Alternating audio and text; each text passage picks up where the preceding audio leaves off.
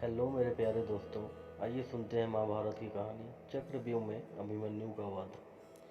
कुरुक्षेत्र में कौरवों और पांडवों के बीच 18 दिन तक घमासान युद्ध चला था। एक ओर धर्म के लिए लड़ने वाले पांडव थे तो दूसरी ओर छल कपट और धोखा देने में माहिर कौरव। उन्होंने छल से युद्ध जीतने के लिए एक रणनीति बनाई। उनकी योजना थी कि वो अर्जुन को युद्ध में उलझाकर चारों भाइयों से दूर जाएंगे और फिर युधिष्ठिर को बंदी बनाकर युद्ध जीत लेंगे। अब युद्ध वाले दिन कौरव सेना की एक टुकड़ी अर्जुन से युद्ध करते हुए उन्हें रणभूमि से दूर ले गई। वहीं गुरु द्रोणाचार्य ने युधिष्ठिर को बंदी बनाने के लिए चक्रव्यूह की रचना की, जबकि पांडवों में सिर्फ अर्जुन को पता था कि चक्रव्यूह को कैसे तोड़ना है। अर्जुन के दूर जाते ही गुरु द्रोणाचार्य ने पांडवों को ललकारते हुए कहा कि या तो युद्ध लड़ो या फिर हार मान लो। युद्ध के नियम के अनुसार युद्ध लड़ना जरूरी था। यदि युद्ध न करते तो भी हार जाते और युद्ध करते तो भी हार निश्चित थी।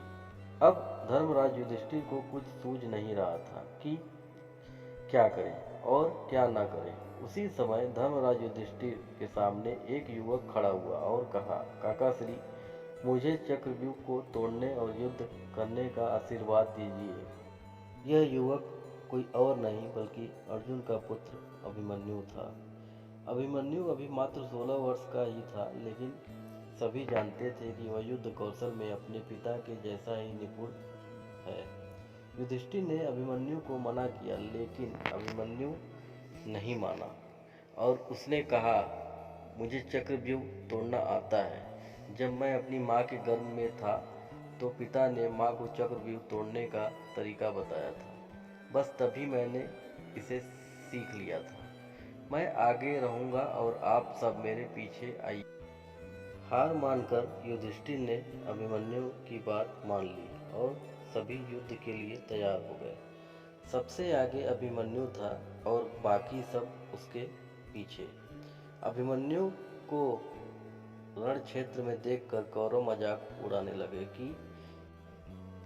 लेकिन जब उन्होंने अभिमन्यु के युद्ध कौशल को देखा तो उनके पसीने छूट गए।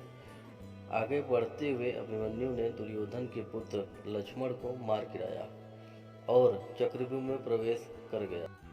उसके चक्रव्यूह में प्रवेश करते ही सिंधु के राजा जयद्रथ ने चक्रव्यूह का द्वार बंद कर दिया ताकि चारों भाई चक्रव्यूह में प्रवेश न कर पाए।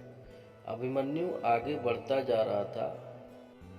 उसने एक एक करके सभी योद्धाओं को हरा दिया, जिनमें स्वयं दुर्योधन, कर्ण, गुरु द्रोण भी शामिल थे। किसी को कोई उपाय समझ नहीं आ रहा था। तभी कौरवों के सभी महारथियों ने एक साथ मिलकर अभिमन्यु पर हमला कर दिया। किसी ने उसका धनुष तोड़ दिया तो किसी ने रथ। इसके बावजूद अभिमन्यु नहीं रुका। उसने रथ का पहिया उठाकर युद्ध करना शुरू कर दिया। बड़े बड़े महारथियों के साथ वीर अभिमन्यु अकेला लड़ता रहा, लेकिन वह अकेला कब तक लड़ता। अंत में सभी ने मिलकर उसकी हत्या कर दी और अभिमन्यु वीर गति को प्राप्त हुआ।